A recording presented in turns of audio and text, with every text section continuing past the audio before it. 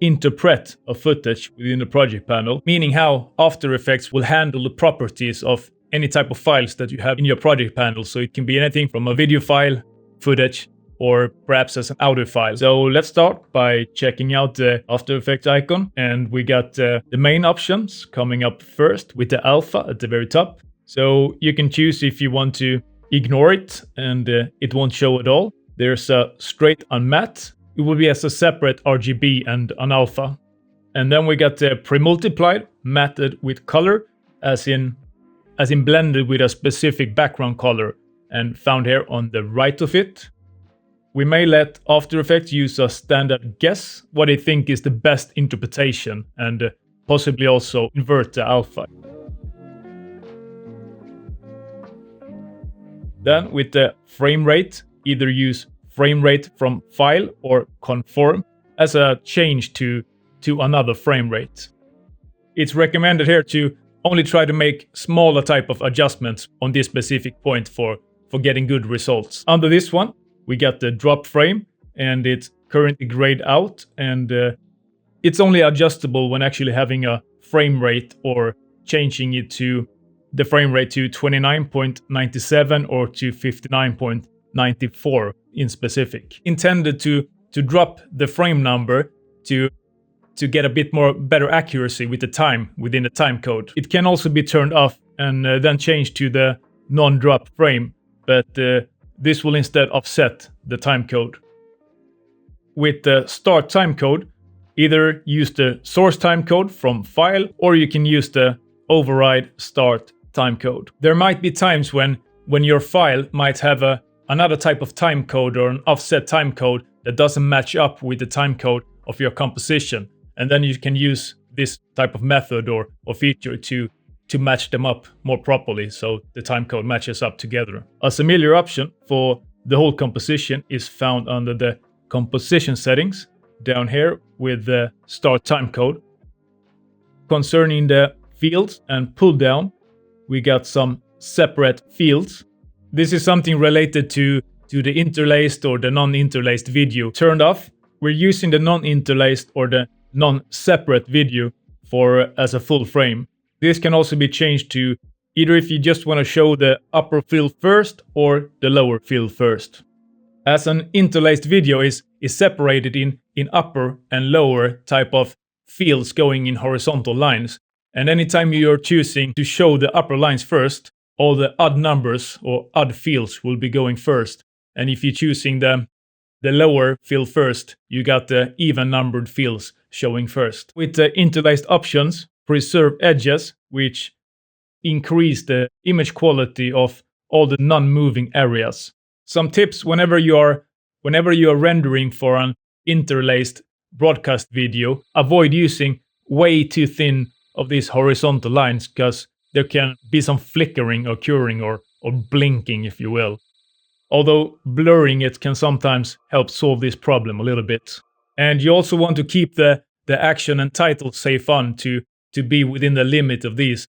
And you should always check for the color values. Normally try to range in the bottom range of going down to around 7.5 up to 100 IRE maximum. We got the remove pull down. Without going way too deeply technical about this one, it's basically removes the 3.2 pull down, as in any time you're trying to import a film with 24 FPS or frames per second into a video footage of 30 or more correctly 29.97 frames per second, it kind of takes it back again into 24 FPS, or more correctly there, the 23.976 FPS.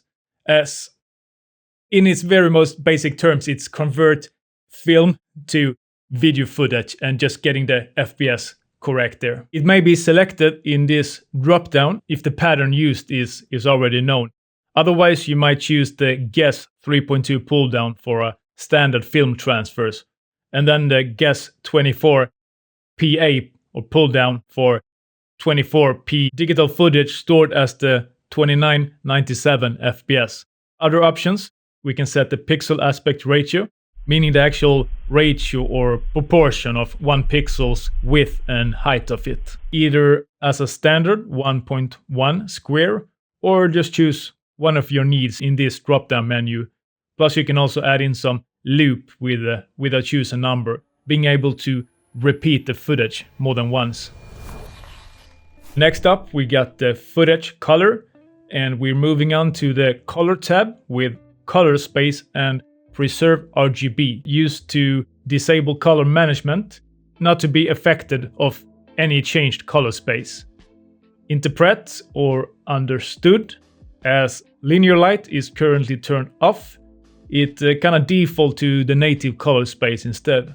Instead, we're turning it on to where the pixel value correspond a little bit better to light intensity, as it's giving a bit more realistic and accurate type of blending or compositing, while it also using an output for a 2.4 gamma encoder space. Recommended to use this one in the 32 BPC float or bits per channel, as in the color depth, not in the 8 or 16 BPC or bits per channel, which can be adjusted over here. Leading to the third option of choosing the linear light interpretation on only the 32 bps. Either have it turned off here or have it on for 32 bpc. The gamma refers to a type of non-linear operation used to encode and decode the luminance or the actual brightness in image and video. In its most basic meaning, it's either making them either darker or lighter. The encoded as the actual process of converting data into a specific type of format and space, as within the color space. Currently the override media color space is grayed out, and to enable and change this, go into the color project settings, change color engine to OCIO,